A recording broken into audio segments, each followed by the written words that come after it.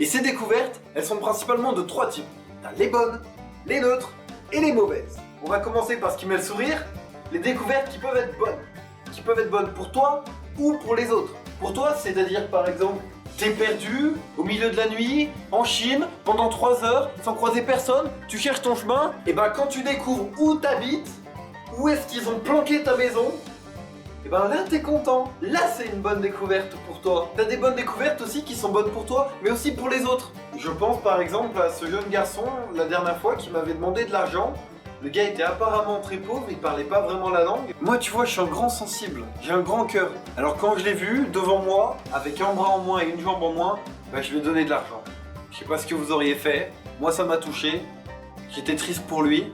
Le mec il pourra pas jouer au football, tout ça. Donc je lui ai donné de l'argent. Et puis au détour d'une rue, je l'ai revu. Le mec avait retrouvé sa jambe et son bras. Alors là c'est une vraie découverte. Là j'étais content pour lui. C'est génial ça. Non ? Tu donnes de l'argent à quelqu'un parce qu'il lui manque un bras et hop, il retrouve son bras. En plus, depuis, j'ai appris à le faire. Je suis pas un expert, mais en gros, le mec faisait comme ça. T'as un mec comme ça qui vient devant toi, apparemment il lui manque une jambe, il lui manque un bras, bah tu lui donnes de l'argent quoi. Du coup, bah quand il retrouve sa jambe et son bras, t'es vachement content pour lui quoi. T'imagines si chaque personne à qui on donnait de l'argent retrouvait son bras ou sa jambe? Mais ça serait génial. Je vais peut-être faire breveter cette idée. Le deuxième type de découverte que tu peux faire, ce sont les découvertes neutres. La principale découverte neutre que j'ai faite, c'est la notion de prix fluctuant. Tu sais ce que c'est les prix fluctuants? La notion de prix fluctuant, c'est quand de la couleur de ta peau va dépendre la taille de la carotte qu'on va essayer de te mettre. Ceci étant dit, c'est neutre parce qu'il y en a qui aiment ça. Et c'est là où tes cours de négociation ou tes aptitudes spéciales à la communication peuvent être d'un grand secours. Parce qu'en Chine, on ne négocie pas comme en Europe. En Europe, on fait ça à l'ancienne. On parle des caractéristiques techniques du produit, de son prix, de sa disponibilité, de sa résistance. En Chine, on s'en fout.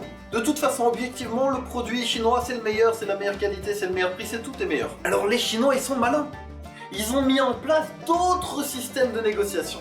Ce que je dis dans cette vidéo, je l'ai expérimenté. C'est pas des conneries. En Chine, la négociation, finalement, c'est pas compliqué, ça se fait en 4 étapes. Première étape, tu demandes au gars de baisser son prix. Peu importe le prix qu'il te dit. Il te dit 10, tu dis 5. Il te dit 100, tu dis 50. Là j'ai pris un exemple bidon, 100, 50, j'ai divisé par 2, ça dépend vraiment de ta tête. Moi je pense que j'ai une belle tête de vainqueur, alors je divise directement par 4. Facile. Et tant que le gars il vient pas à ton prix, tu restes à ton prix. Par exemple, ça va faire 25, 100, 25, 80, 25, 60, 25, 50, 25, 40, peu importe. Deuxième étape, tu deviens son ami et tu le complimentes. Dans notre exemple, j'ai dit 25, il s'est arrêté à 40, tu vas lui dire « T'es très beau, 25 ! T'es très gentil, 25 ! T'es magnifique, 25 ! T'es mon ami, 25 ! J'aime beaucoup les Chinois, je t'aime beaucoup, 25 ! » Le mec, ça marche encore mieux si c'est une fille, tu lui dis qu'il est beau ou belle, ça a plus de poids que dire que son produit, il est défectueux ou moins bon que la concurrence. Je sais pas si t'as déjà essayé en France de dire « T'es beau, fais-le moi à 10 !» Ça marche moins bien. Troisième étape, tu deviens son ennemi. Le mec, après lui avoir dit qu'il est beau, il t'avait descendu le prix à 35. Toi, t'es toujours à 25. Là, tu te casses. Tu lui dis 25. Je pars. En principe, il va venir te récupérer. Des fois, il vient pas. S'il vient pas, tu refais pareil avec le marchand d'en face. De toute façon, ils vendent tous la même chose. En général, le mec te rattrape, il dit ok, 25, ok, 25. Et là, quatrième étape, le coup final. Le coup final, c'est simplement une dernière tentative pour tirer un peu les prix et puis t'achètes quoi. Par exemple, tu viens de partir, le gars il t'a fait ok c'est bon 25, reviens, et tu lui dis non mais c'est bon, c'est plus la peine, 25 de toute façon je peux l'avoir chez le concurrent, moi je t'aimais bien, tu m'as fait mal, tu m'as brisé le cœur, éventuellement à 20 je reviens. Puis il va dire ok mon ami, 20 c'est bon. Puis là t'achètes. Et t'es content. T'es content jusqu'à que t'entendes que ton voisin il l'a eu à 10.